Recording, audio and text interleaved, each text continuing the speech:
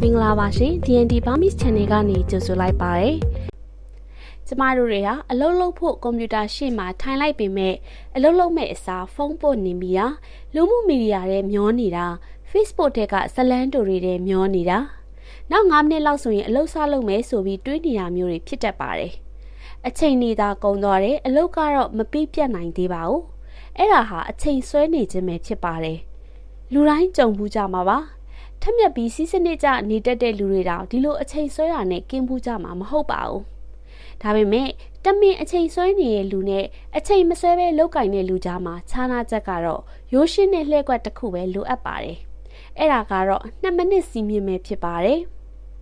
2မိနစ်စီးမြင့်ဆိုတာဘာလဲဒီစီးမြင့်ကိုဘယ်လိုလိုက်နာရမှာလဲဘဝအတွက်ဘာတွေအကျိုးရှိနိုင်လဲဆိုတာသိဖို့အတွက်ဗီဒီယိုကိုအဆုံးထိလိုက်ပါကြည့်ရှုပေးကြပါအောင်နော်2မိနစ်စီးမြင့်ဆိုတဲ့စိတ်ကူးကတင်းငယ်တလောက်အင်အားကြီးမှာပါတယ်ဒီစိတ်ကူးကိုတီထွင်တဲ့သူကတော့ Atomic Habits စာအုပ်ကိုရေးသားတဲ့စာရေးဆရာ James Clear ပဲဖြစ်ပါတယ်ဒါကရိုးရှင်းတဲ့အမှန်တရားတစ်ခုကိုအခြေခံထားပါတယ်ဒီအခြေခံကတော့စတင်ခြင်းဆိုတာအခက်ခဲဆုံးအစိတ်အပိုင်းဖြစ်တယ်ဆိုတဲ့အချက်ပါပဲကျမတို့တွေဟာအလုပ်ကိုစပြီးလုပ်ရမှမကြိုက်ပါဘူးဒါပေမဲ့အလုပ်ကိုစလုပ်လိုက်တာနဲ့သူ့အရှိန်နဲ့သူဆက်လုပ်မိသွားမှာတော့အမှန်ပါပဲစီးမြင်လေးကတော့ရိုးရှင်းပါတယ်အလုပ်တစ်ခုက2မိနစ်လောက်ပဲကြာတယ်ဆိုရင်ချက်ချင်းထားလုပ်လိုက်ပါဆိုတဲ့အချက်ပဲဖြစ်ပါတယ်ဒါပေမဲ့ပုံမကောင်းမွန်တဲ့ version မှာတော့အလုပ်တစ်ခုကကြီးမားတယ်လို့ခံစားလိုက်ရင်ပထမဆုံး2မိနစ်နဲ့စတင်ကြည့်ဖို့ဆိုတာပါပဲဒါလေးပါပဲဥပမာအစေးတစ်ပုတ်ရေးမယ်ဆိုပါစို့ငါကစလုံးရေ2000ကြီးများအောင်ရေးရမှာလို့ကိုပြောနေမှာထက်ငါ laptop လေးဖွင့်ပြီး2မိနစ်လောက်ပဲစာရေးမယ်ဆိုပြီးတော့အတွေးကိုတွေးရမှာဖြစ်ပါတယ်တကယ်လို့မိတ်ဆွေကလေ့ကျင့်ခန်းစလုပ်မဲ့သူဆိုရင်ဂျင်းမှာတနားရီလောက်ဆော့ရမှာဆိုတဲ့အတွေးမျိုးကိုမတွေးပဲဖနက်လေးစီးပြီး2မိနစ်လောက်အကျော်လေးရှော့ရုံမှာပဲဆိုတဲ့အတွေးမျိုးကိုတွေးကြည့်လိုက်ပါတကယ်လို့မိတ်ဆွေကအခန်းတန့်ရှင်းရေးစလုပ်မယ်ဆိုရင်တီရှပ်လေးတစ်ထည်လောက်ခောက်ရုံနဲ့စလုပ်ကြည့်ပါလက်တွေမှာဘာဖြစ်လာမလဲဆိုရင်မိတ်ဆွေတို့အလုပ်ကိုစလုပ်လိုက်တာနဲ့2မိနစ်လောက်ထဲနဲ့ရက်သွားမှာမဟုတ်ပါဘူးဆက်လုပ်ဖြစ်နေမှာပါအလုပ်လုပ်တဲ့နေရာမှာအခက်အခဲဆုံးအပိုင်းကစတင်ခြင်းပဲဖြစ်ပါတယ်လူသားတွေရဲ့အုံနောက်ကပြီးဆုံးတာကိုကြိုက်ပေမဲ့စတင်ရမှာမကြိုက်ကြပါဘူးအဲဒါကြောင့်အလုပ်တွေကနှောင့်နှေးကုန်ကြပါတယ်အလုပ်စားလုပ်ဖို့အဆင်သင့်ဖြစ်နေပေမဲ့နောက်မှလုပ်မယ်ဆိုပြီးကိုပြောတတ်ကြပါသေးတယ်တဲ့အနေနဲ့အလုပ်စားလုပ်ဖို့စိတ်ခွန်အားမလိုပါဘူးလှုပ်ရှားမှုပဲလိုအပ်တာပါသင်စတင်လှုပ်ရှားလိုက်တာနဲ့စိတ်ခွန်အားကလည်းနောက်ကလိုက်လာမှာပါ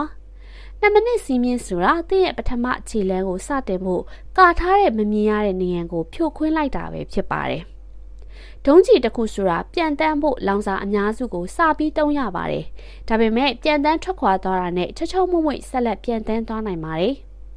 အလုပ်တွေဆိုတာလည်းအလားတူပါပဲပထမဆုံးမိနစ်အနည်းငယ်ကိုအားထုတ်လိုက်တာနဲ့နောက်အလုပ်တွေဆက်လုပ်ဖို့ပို့ပြီးလွယ်ကူသွားပါလိမ့်မယ်2မိနစ်စီးမြင့်ဆိုတာပြီးပြည့်စုံမှုထောင်ချောက်ကိုဖျက်ဆီးခြင်းလည်းဖြစ်ပါတယ်လူအများစုကတခုခုလုပ်ဖို့အချိန်ဆွဲနေတတ်ပါတယ်ဘာလို့လဲဆိုတော့သူတို့ကမစတင်ခင်ကအရာရာကိုပြီးပြည့်စုံစေခြင်းကြလို့ပါသူတို့တွေကပြီးပြည့်စုံတဲ့အချိန်ပြီးပြည့်စုံတဲ့ပတ်ဝန်းကျင်ဒါမှမဟုတ်ပြီးပြည့်စုံတဲ့စွမ်းအင်လိုအပ်တယ်လို့ထင်နေကြပါတယ်ဒါပေမဲ့ပြီးပြည့်စုံမှုဆိုတာနှောင့်နှေးမှုအတွက်နောက်ထပ်စင်ကြေးတစ်ခုပါပဲ2မိနစ်စီးမြင့်ဆိုတာပြီးပြည့်စုံမှုနဲ့စတင်မဲ့အစားတင်းငယ်တဲ့အရာနဲ့စတင်မှုအာရုံစိုက်တတ်အောင်သင်ကြားပေးခြင်းပဲဖြစ်ပါတယ်အဲ့ဒါကတော့စိတ်ပိုင်းဆိုင်ရာလှည့်စားမှုဖြစ်ပါတယ်ဒါပေမဲ့ဒါကအလုပ်ဖြစ်ပါတယ်ဘာလို့လဲဆိုတော့အဲ့ဒီစီးမြင့်ကသင်ရဲ့ကိုယ်ရည်ကိုယ်သွေးကိုပြောင်းလဲနိုင်လို့ပါအချိန်တိုင်းသင်အတွက်တင်းငယ်တဲ့2မိနစ်စတင်ခြင်းသာရှိပါစေသင်ဟာလောက်ကင်နိုင်စွမ်းရှိတဲ့သူတဦးအဖြစ်ကိုတတ်တည်ပြနိုင်ပါလိမ့်မယ်ကိုယုံကြည်မှုကိုလည်းတိဆောက်လာနိုင်ပါလိမ့်မယ်သင်ဟာတင်းငယ်တဲ့အောင်မြင်မှုလေးတွေပိုရလာစေပိုကြီးတဲ့အလုပ်တွေကိုလွယ်လွယ်ကူလောက်ကင်လာနိုင်လေပဲဖြစ်ပါတယ်ဥပမာအနေနဲ့သင်ဟာနေတိုင်းစာဖတ်ဖြစ်ချင်တယ်ဆိုပါစို့ငါတနားရီလောက်စာဖတ်မယ်ဆိုပြီးတော့မတွေးထားပါနဲ့စာမျက်နှာတစ်ခုလောက်ပဲပြီးအောင်စာဖတ်မယ်ဆိုပြီးတော့တွေးကြည့်ပါမိနစ်20လောက်ရအောင်ဖတ်မယ်ဆိုပြီးလည်းမတွေးပါနဲ့2မိနစ်လောက်ပဲတိတ်ကလေးထိုင်ပြီးစာဖတ်ကြည့်ပါလွယ်ကူတယ်လို့ထင်ကောင်းထင်ပါလိမ့်မယ်ဒါပေမဲ့အလုပ်ဖြစ်ပါတယ်လွယ်ကူတယ်လို့ခံစားရတဲ့အရာကိုသင်အုံနောက်ကလည်းညှင်းဆန်တော့မှာမဟုတ်ပါဘူးအချိန်ကြာလာတဲ့အမျှဒီသိငယ်တဲ့စတင်မှုဟာကြီးမားတဲ့တိုးတက်မှုအလှည့်အပြောင်းဖြစ်လာပါလိမ့်မယ်တနေ့ကိုစာတစ်မျက်နှာပဲဖတ်ရင်တ တလဆိုရင်စာအုပ်တအုပ်ကိုဖတ်ပြီးသွားမှာဖြစ်ပါတယ်။2 မိနစ်တရားထိုင်ခြင်းဆိုတာကလည်းနေ့စဉ်အလေးအကျင့်ဖြစ်လာပါလိမ့်မယ်။ရှက်အင်ကြီးတစ်ထည်တည်းခောက်မယ်ဆိုရင်မကြခင်တစ်ခန်းလုံးတန့်ရှင်းသွားပါလိမ့်မယ်။2 မိနစ်စီးမြင်ဆိုတာအကောင်းဆုံးမှမဟုတ်ရင်မလုပ်ဘူးဆိုတဲ့အတွေးခေါ်ကိုလည်းတိုက်ဖြတ်တဲ့နေရာမှာအကူအညီပေးနိုင်ပါသေးတယ်။လူများစုတွေးလေးရှိတာကအကောင်းဆုံးဖြစ်မလာရင်မလုပ်တော့ဘူးကွာဆိုပြီးတော့တွေးတတ်ကြပါတယ်။ဒါပေမဲ့တိုးတက်မှုဆိုတာပြင်းအားပေါ်မူတည်တာမဟုတ်ပဲဒီဇိုင်းမမတ်ဆွဲမြဲလှုပ်ဆောင်မှုအပေါ်မူတည်နေတာပါ။တင်အနေနဲ့တာဝန်နေပြီးတော့မလိုပါဘူး။စလုပ်ဖို့ပဲလိုတာပါ။တင်စတင်လိုက်ပြီးဆိုတာနဲ့အရှိန်ရသွားပါလိမ့်မယ်။စိတ်ပညာရှင်တွေကတော့အဲ့ဒါကို Zeigarnik effect လို့ခေါ်ကြပါတယ်။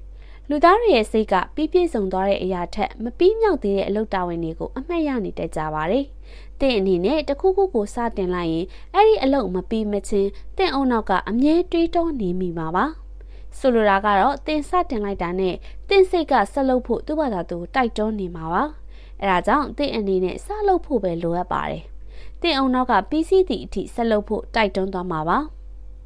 တင်အနေနဲ့စိတ်ခွန်အားတွေပျောက်ဆုံးနေတယ်လို့ခံစားရတဲ့အခါမှာလဲ2 မိနစ်စီးမြင့်ကအသုံးဝင်ပါတယ်။လူတိုင်းမှာတော့ပြင်းရည်တဲ့နေဆွဲတွေရှိတတ်ပါတယ်။ဒါပေမဲ့2 မိနစ်လောက်ထဲဆိုလူတိုင်းကလုံနိုင်ပါတယ်။ကိုငါ2 မိနစ်လောက်ပဲစလုပ်ကြည့်မယ်ကွာလို့သာပြောလိုက်ပါ။ရုတ်တရက်ရှေ့ဆက်လှုပ်ဆောင်သွားနိုင်မှာပါ။နောက်ထပ်အကြောင်းပြချက်တစ်ခုကတော့ဒီစီးမြင့်ကတစ်အုံနောက်ကိုအောင်မြင်မှုစီလဲတွန်းပို့နိုင်ပါသေးတယ်။တစ်အနေနဲ့အလုတ်တောင်ဝင်တည်တည်လေးတစ်ခုကိုပြီးဆုံးသွားတဲ့အခါတစ်အုံနောက်ကဒိုပါမင်းဆိုတဲ့ဓာတ်တစ်မျိုးထွက်လာပါတယ်။ဒိုပါမင်းဆိုတာကစိတ်ကျေနပ်မှုစိတ်ခွန်အားရရှိစေတဲ့ဓာတ်တစ်မျိုးဖြစ်ပါတယ်။ဒိုပါမင်းကခံစားလို့ကောင်းတဲ့အတွက်အဲ့ဒီအလုပ်ကိုထက်တလဲလဲလှုပ်ချင်လာပါလိမ့်မယ်။အချိန်ကြာလာတဲ့အခါလှုပ်ဆောင်မှုကတင့်ရဲ့အလေးကျင့်တစ်ခုလိုဖြစ်လာပါလိမ့်မယ်။မိတ်ဆွေတို့မှာရီမန်းချက်ကြီးကြီးရှိတယ်ဆိုပါစို့ဥပမာစာအုပ်တအုပ်ရေးမှာကိုအလေးချိန်လျှော့ချတာဒါမှမဟုတ်ဘာသာစကားတစ်ခုသင်ယူတာစသဖြင့်ပေါ့လူအများစုကစိတ်ခွန်အားရဖို့စောင့်နေတဲ့အတွက်ပန်းနိုင်ကိုဘယ်တော့မှမရောက်ပါဘူးတကယ်တော့အသင်ဟာအလုပ်တစ်ခုကိုစားလိုက်တာနဲ့စိတ်ခွန်အားရလာမှာပါမစားဘဲနဲ့တော့စိတ်ခွန်အားရလာမှာမဟုတ်ပါဘူး